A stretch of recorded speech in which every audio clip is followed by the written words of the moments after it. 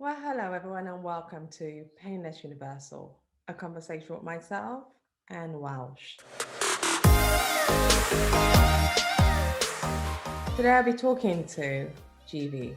She's the founder of the blog called Real Girls Preview or Real Girl Preview. Um, what inspires me about her is that when you go on her blog, she's very real about her life experiences. She's overcome lupus, and according to her, in her words, lupus was very challenging, but she's found a way to deal with that chronic illness and find her joy. She even quoted in her blog that her mom, if if anyone was to have a chronic illness like lupus, her mom always wanted it to be her because she knew she was charismatic, she was optimistic, and she saw things very differently from the rest of her siblings. She has a very positive outlook at life, and this is why her blog, The Real Girl Preview, really focuses on helping other women overcome their challenges. And the way she does this is by blogging about her own experiences, and she finds joy by doing that. I'm really excited to talk to GV because her story is truly amazing on how she's transformed and how she's transpired to where she is today and found joy. Not many people can do that. Meet GVs. Hi everyone, welcome to Painless Universal Conversation with myself and Welsh. I have amazing Jeeves here with me today.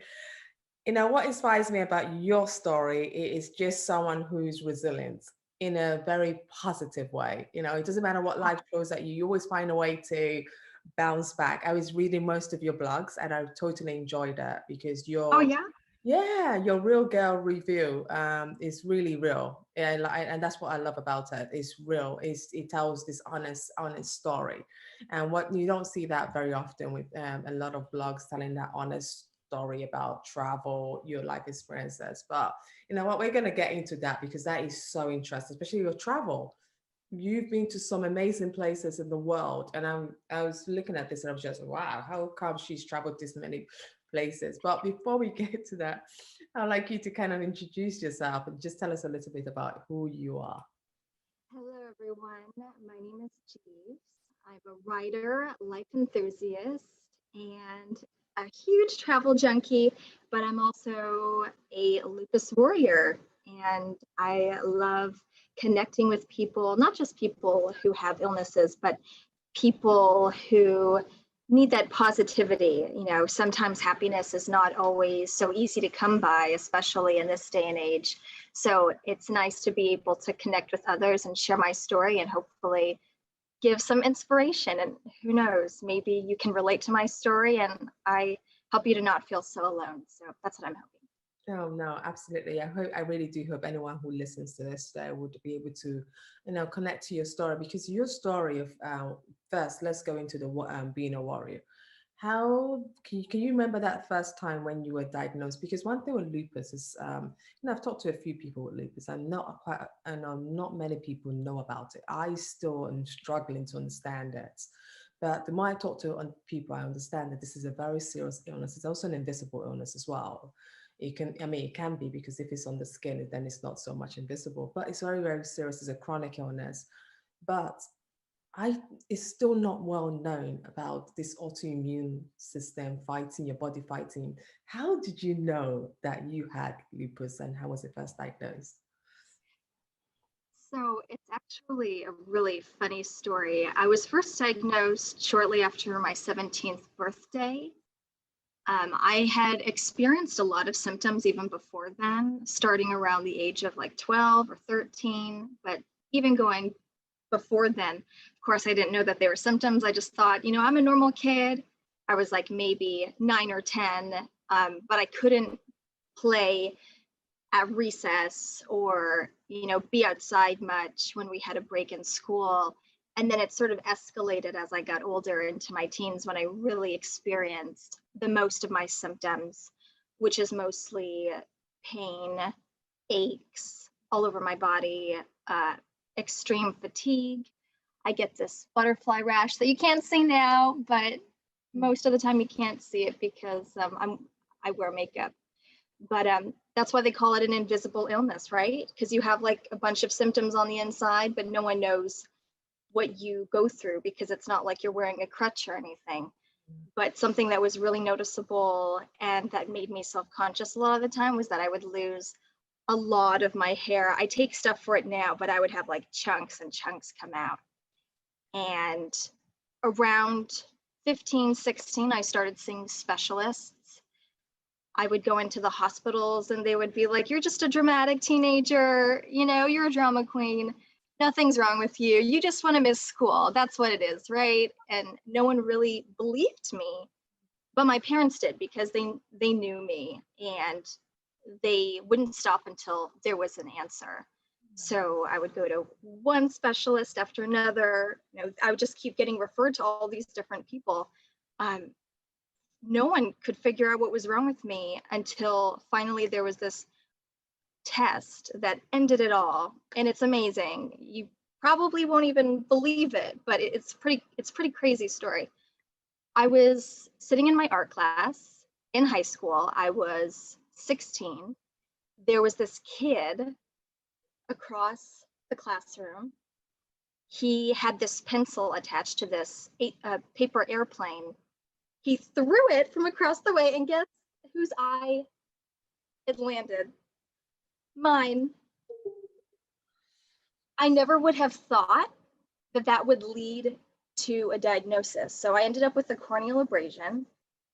I saw the eye doctor for the next several months, and she said, you know what, you don't just have a corneal abrasion, there's something else there. I want you to get tested. So I did. And as it turns out, I had lupus. I thought she was crazy. I remember being in the elevator after that appointment, laughing with my dad, like, is she insane? Like, what does this have to do with my eye? Yeah. Yes, it's the window to the rest of the body. The eyes are amazing. You can see so much. I just remember that period being so happy that finally there was an answer, but at the same time so depressed, because, you know, no teenager wants to be hit with a disease like that, especially, you know, when you're just, you know, starting to go to university and plan your future. So I thought that it was like all over for me, but I started really tapping into my spirituality. I feel like I've always been blessed with just positive vibes in the universe. And yeah, that diagnosis was not easy, but I'm really happy that it happened. Wow. Sorry, that was like a very long. It's not. I needed it to be long because I need, when people listen, I need them to really understand the process. That it's not one thing I know about lupus. It's not like, for example, I have a chronic illness myself. Mine is sickle cell anemia. So, but it's so easy to diagnose very easy. It's something that, you know, even at birth now they have the national screening program. You could just do a test and then you know if you're sickle cell or not. And if you know, then you do start doing these, you know, parents start looking after you from birth, especially now because things has changed.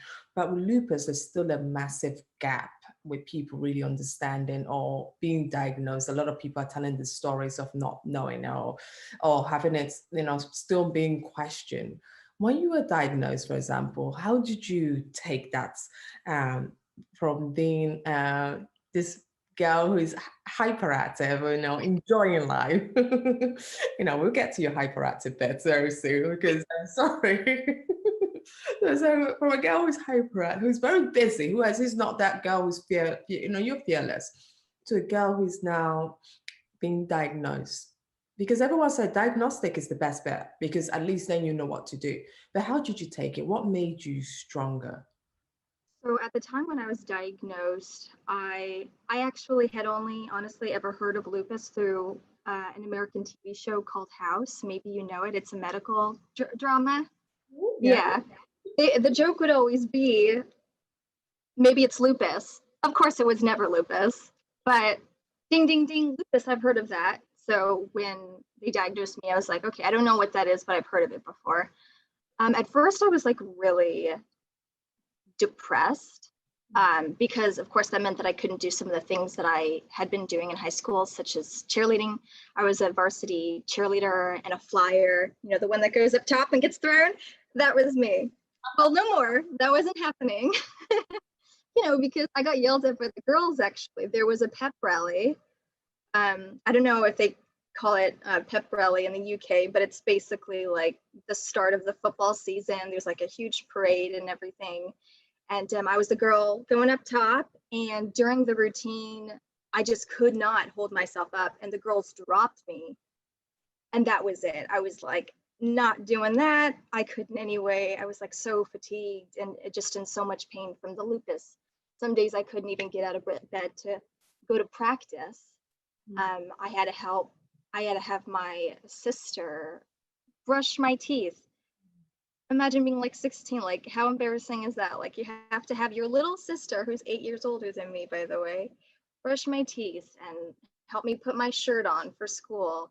Eventually, I just had to be homeschooled because it was just too much. I needed to be able to stay in bed if I needed to, and you just can't do that with school, 5 days a week. Being a student, it's a very crazy, hectic schedule. But for the first 4 years, I'd say those were the worst. It took some time before my medication kicked in and my specialists could regularly monitor me and keep me on a schedule of, the blood tests and checking, whether I had a flare up. A flare up, by the way, is a huge thing that you get with lupus. It starts with the butterfly rash, but by the time that happens, destruction on the inside. I have systemic lupus, which is not just the skin, but also the joints and the internal organs can be affected as well. Knock on wood, I have a wood table, knock on wood, that hasn't happened. No like organ dysfunction or anything like that. I've been incredibly fortunate, but I have a really healthy routine of keeping myself in check. I hear a lot of celebrities have it, actually, like Seal, Selena Gomez, one of the Williams tennis sisters. I don't remember which one, but it's really prominent in the minorities. So like Hispanic, Asian, which I am, African American, and mostly women. So yeah, it's not as famous as like breast cancer or, one of those, but I hope that one day the word can, get out there more, because who knows how many people have it and they're just not familiar. The doctors aren't familiar. I happen to be very fortunate. I was seeing a rheumatologist at the time who was the president of the Rheumatology Association in the US. Yeah. So blessed. But that's amazing. You were lucky. That's to have someone that really understands the issue and that could take care of you. But I was also reading your blog, and that made me really laugh. Your mother thought you, if any of your four siblings, how many is it? Four siblings had to get. I have three. Okay, but okay, if any of you, four of you guys had to get lupus, it had to be you. Why? Why did your mother think that? Because I know why. Because if anyone reads, and I really encourage everyone to read Real Girls review, because they will know why. It might at first mean my mom would want me to get it. But the reason why she said that was because, ever since I was a kid, she said that I always had this positive spirit, that nothing could get me down. It didn't matter what it was. She said that I was always the one, I took every challenge. So, if I were to get something like this, she said, I would handle it a lot better than my younger sister or two brothers. And that she said that I have the easiest time finding joy and happiness. And I think that sums it up. That's really good. That's really amazing. I could see that, though, because you have this very positive outlook in life. Aww. dealing with a chronic illness, you can't deal with a chronic illness or anything, any problems you're going through in life. You can't deal with that without having a positive, you need a little bit of positive outlook in life, or else that would just drain you. You also think lupus has made you stronger. How's that been? So for other people who are going through it and thinking of ways to help, for it to help them, how would you advise them to utilize you and whatever you're going through, be it chronic illness, to use that thing as to make you stronger? So I feel like lupus has given me the a different perspective than what I had before. And that perspective is to appreciate every single day. And when I live my life day to day, whether I wake up, with a flare up, or I feel good and I'm ready to, go on a trip, I just have this awareness in the back of my mind that, like, I don't know if tomorrow I'm going to have a really bad flare up and I'm going to have to be hospitalized or something. So I try to live as much as I can right now when I'm feeling well, and I never take a single day for granted. You should see my calendar. It is heavy, packed with a lot of stuff, because I like to plan for the future. And that's something also, honestly, and maybe other people with lupus or even not with lupus can relate to. It's nice to have things to look forward to, like if you're not feeling well and you're in bed, rather than feeling like, oh, like I have this disease and letting it become you. If you can think about the things that make you happy and bring you joy, and you can look forward to that. Something about it, I don't know if this is for other people as well, but for me, what it does is it like tricks my body almost into like being well, even though obviously I have lupus. It's almost like my mind is like talking to my body, and like, it just, I don't know, it's a trick, but I love that trick. Yeah. Anything that works, right? Absolutely. I say to myself, whenever I'm tired, I go shopping, because I might not buy anything, but just seeing the beautiful things just makes me so happy. So even if someone wants me to do an exercise, I might say to you, I can't do the exercise because I just don't feel well. They'll say, okay, should we go for a walk down the store? And just being at the store, I might do 10,000 steps, but I won't realize I was doing it because my mind is being tricked. And it's just Right, exactly. and at the end of it, my sisters would say, we just did 10,000 steps today. I'm like, really? How? How did we get that? I wasn't feeling that. So I think you're absolutely right. And that's just where I realized there is a deep connection between the mind and our illnesses and how we overcome it. And if you're able to trick the mind into by just doing what you love, but still doing the harder thing indirectly, there's always a way of forgetting that problem and just sailing through it easily. Isn't that amazing? Honestly, it's a wonderful thing.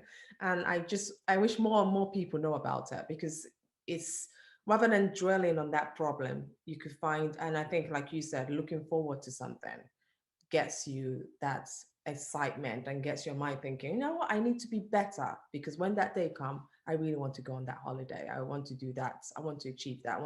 I don't want anything that will stop me from it. But sometimes, it's out of our control, but still it's worked for me tremendously. Yeah. I'm happy that it's worked for you, and Yeah. maybe someone watching this can, Yeah. think that way too, and it'll change everything for them. Yeah. And how did the real girl review come about? How did you navigate from that? Because it's really an exciting website, blog, and you've created that, because that is, whoever's not read it, I really say go check it out, because it's really, really exciting. You're almost like transforming the chronic illness into a superhero. Even some of them out there. I was thinking, am I talking to some? So how did that come about? What was that?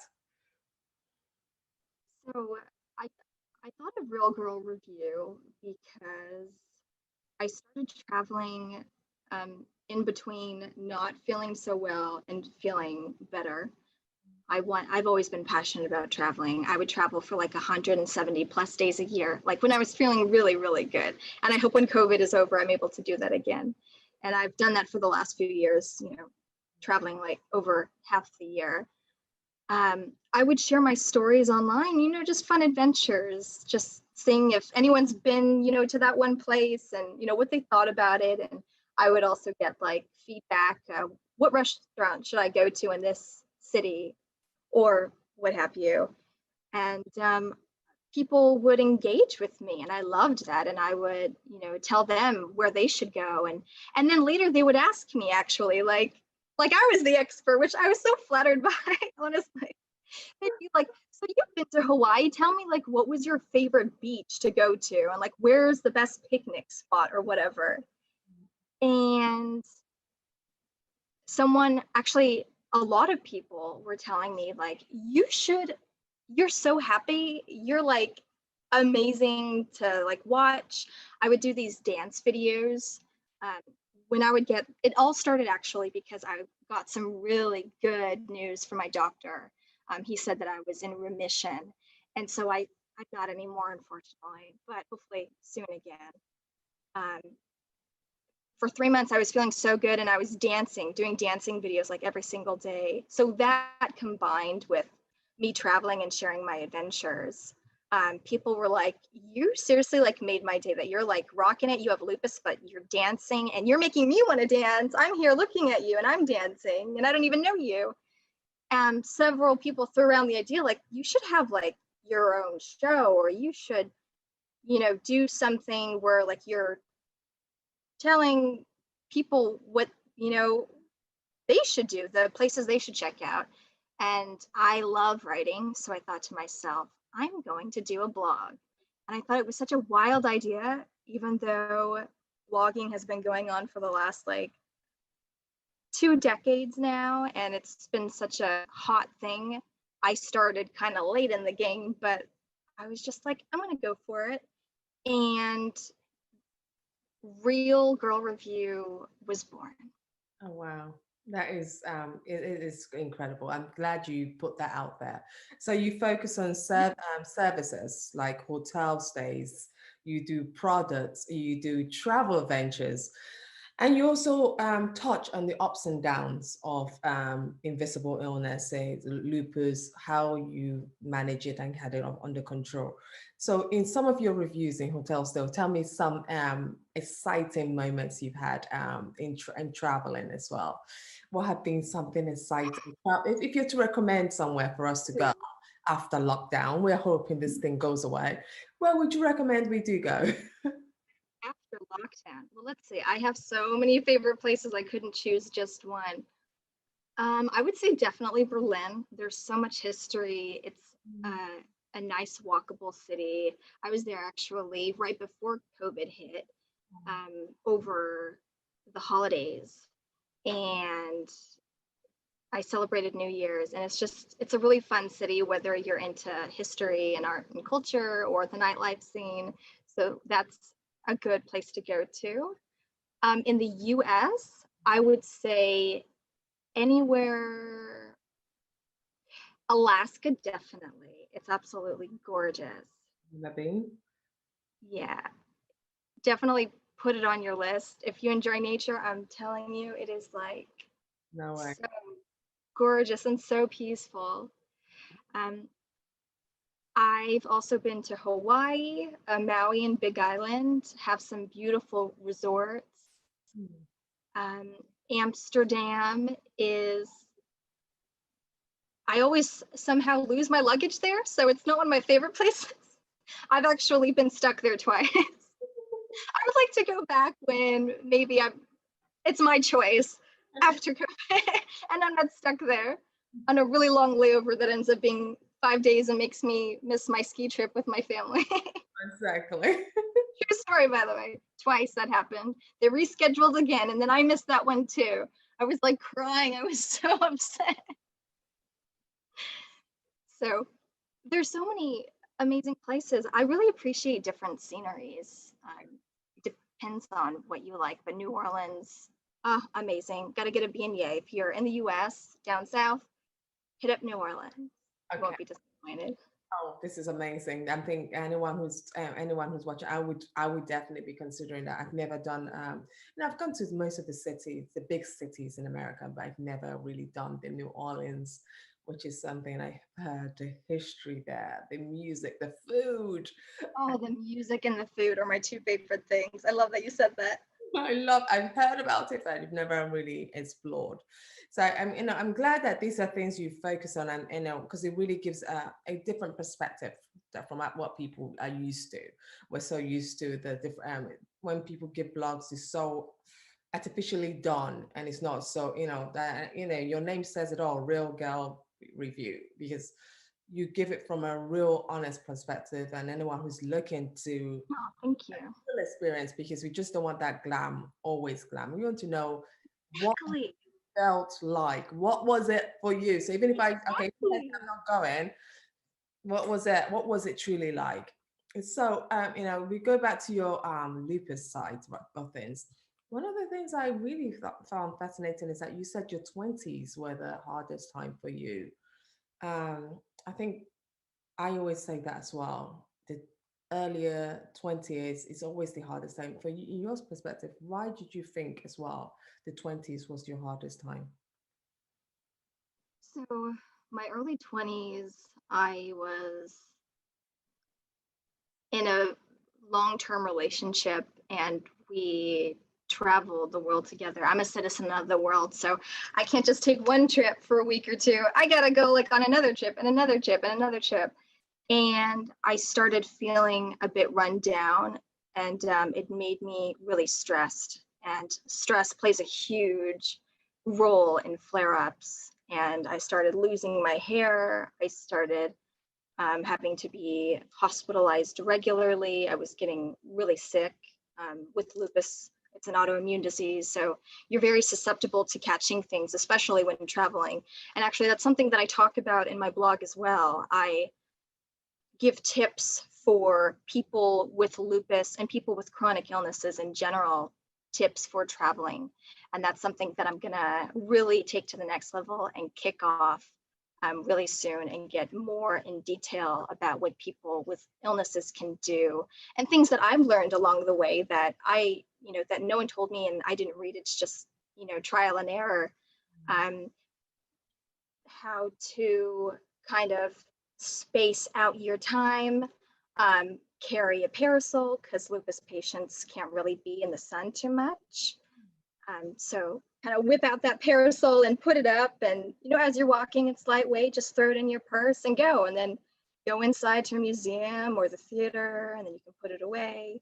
And just things that I've learned also about getting plenty of sleep and rest on the plane, and stuff like that. So I'm really excited to share all of that on my blog. See, that's when you start sharing, because that would be very helpful.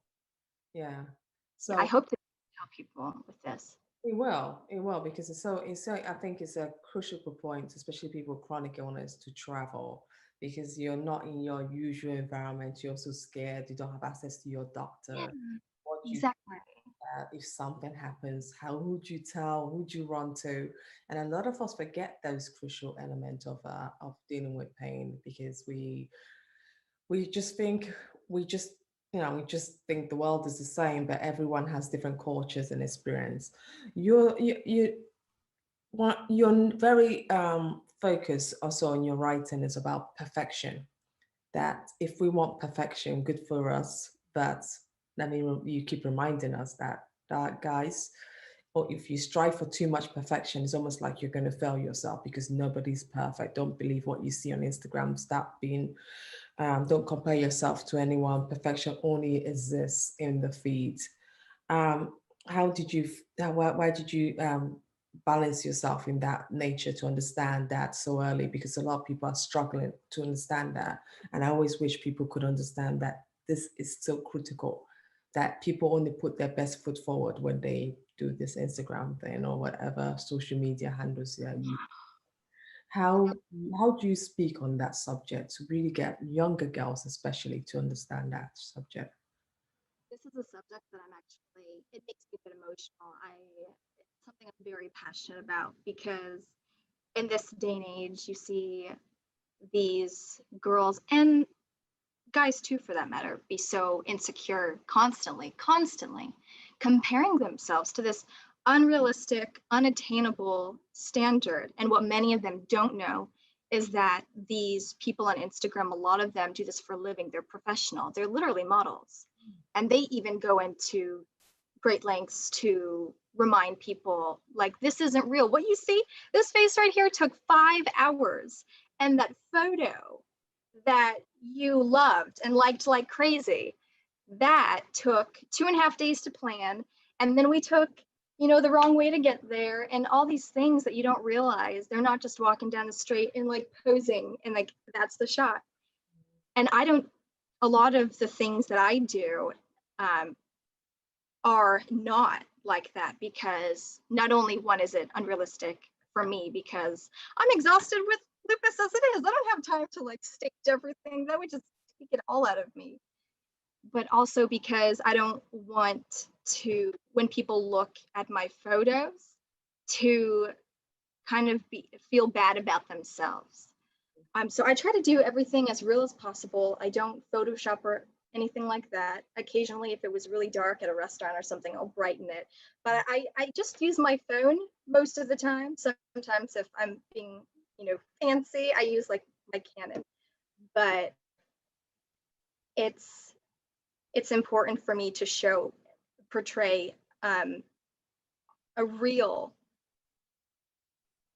kind of like a real world. I mean, there's too much stage stuff, I feel.